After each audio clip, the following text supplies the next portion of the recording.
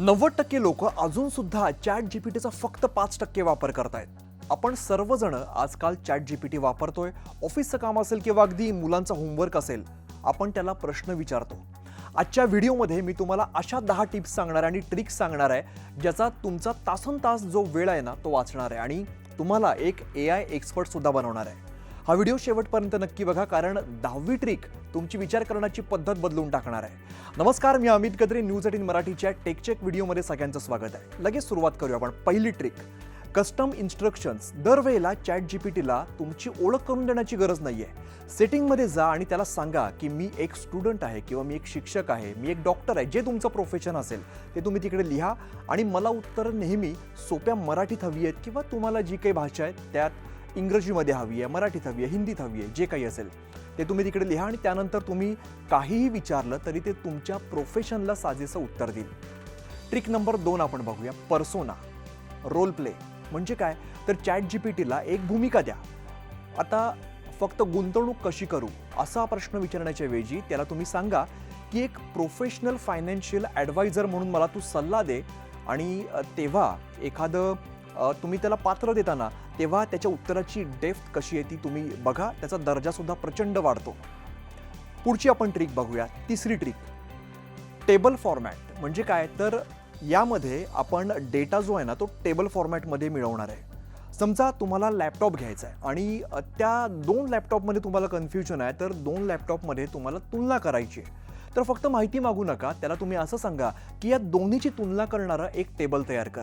त्यामुळे काय होईल की माहिती वाचायला सोपी जाते आणि तुमचा वेळसुद्धा वाचेल.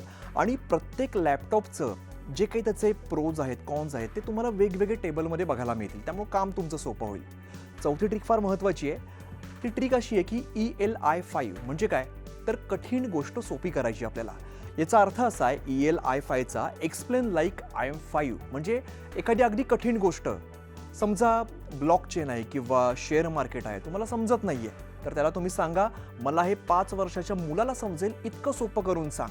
आणि तो अगदी साध्या उदाहरणासह तुम्हाला ती गोष्ट समजावून सांगेल आणि तुम्हाला सुद्धा ती कठीण गोष्ट समजणं सोपं जाईल. ही नक्की करून बघा तुम्ही.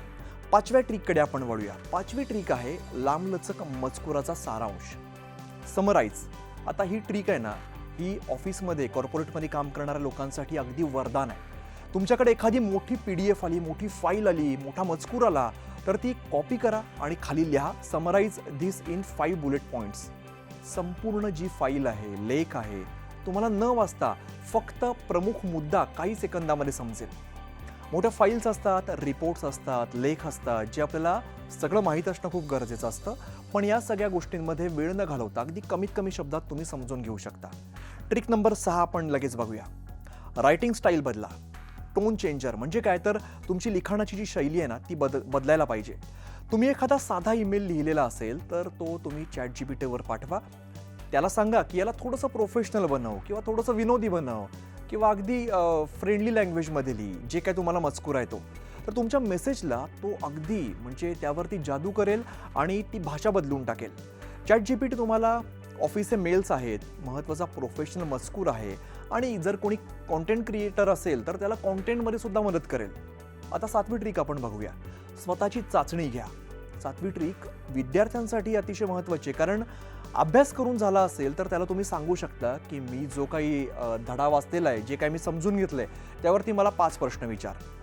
त्यात तुम्ही सेट पण करू शकता की थोडे कठीण प्रश्न विचार, मध्यम विचार, सोपे विचार.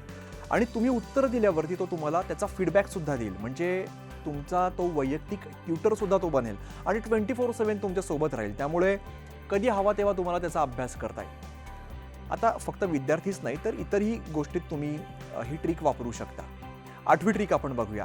एक्सेल आणि कोडिंग हेल्प. आता बऱ्याचदा काय होतं ना की प्रत्येकाला एक्सेल शीट वापरताच येते असं नाही आहे.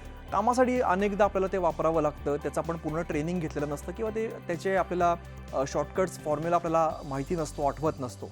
तर साध्या भाषेत तुमची त्याला समस्या सांगा चॅट जीपीटीला आणि तो तुम्हाला अचूक फॉर्म्युला त्याचा लिहून देईल. तो कसा वापरायचा ते सुद्धा तुम्ही त्याला विचारलं तर ते पण तुम्हाला तो सांगू शकेल. टेक्निकल माहिती आहे, फॉर्म्युला आहे, शॉर्टकीज आहे, या सगळ्या गोष्टी तुम्ही त्याला विचारू शकता आणि त्यामुळे तुमचा प्रचंड वेळ वाचणार आहे. स्मार्ट वर्क आहे. 9वी ट्रिक आपण बघूया. व्हॉइस मोड. आता टाईप करायचा अनेकदा कंटाळा आलेला असतो आपल्याला, तर मोबाईल ॲपवरती त्या हेडफोनच्या आयकॉनवरती तुम्ही क्लिक करा आणि तुम्ही त्याच्याशी चक्क गप्पा मारू शकता. आता हे विचार तुम्ही म्हणाल आधीपासून आहे, पण आता ते आणखीनच स्मार्ट झालेलं आहे. तुम्हाला अगदी चालता फिरता कल्पना सुचवण्यासाठी हे उत्तम ॲप आहे. किंवा एखादा मुद्दा जर तुम्हाला चर्चा करायची असेल, एखादा निर्णय तुम्हाला घ्यायचा असेल, समजा मी आत्ता गाडी घेऊ की नको, माझा पगार इतका इतका आहे, तर त्यावर कसा विचार करावा. आणि एक गोष्ट महत्त्वाची की तुम्ही त्याला सांगा की न्यूट्रल उत्तर दे, माझा मुद्दा चुकत असेल तर तो हायलाईट कर. तर तो तुमच्या भाषेमध्ये, तुम्ही त्याला जर प्रश्न विचारला तर तुमच्या भाषेमध्ये अगदी सोपं उत्तर तुम्ही मिळवू शकता. एखाद्या विचारावरती सविस्तर चर्चा करू शकता. आणि महत्त्वाचा निर्णय घेताना, जसं मी म्हणालो की गाडी घ्यायची आहे, लॅपटॉप घ्यायचा आहे, मोबाईल घ्यायचा आहे, सेव्हिंग करायचं आहे, असे कुठलाही मुद्दा असेल तर त्याला मुद्देसूद तुम्ही त्याच्याशी बोलू शकता. आणि एखाद्या मित्राप्रमाणे, एखाद्या हुशार मित्राप्रमाणे तो तुमच्याशी संवाद साधेल. आणि आता शेवटची आणि सर्वात महत्त्वाची ट्रिक, 10वी ट्रिक, रिव्हर्स प्रॉम्प्टिंग. याचा वापर तुम्ही एकदम वेगवेगळ्या प्रकारे करू शकता आणि वेगवेगळ्या यूज केसेसमध्ये करू शकता. आपण एक उदाहरण बघूया. ChatGPTला तुम्ही सांगा की मला एक सायन्स प्रोजेक्ट करायचा आहे, पण त्यासाठी तुला माझ्याकडून कोणती माहिती हवी आहे ते तू मला विचार.